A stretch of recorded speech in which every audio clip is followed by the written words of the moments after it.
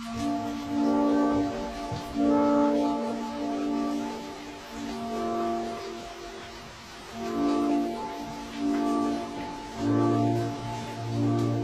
that shit got low, mama.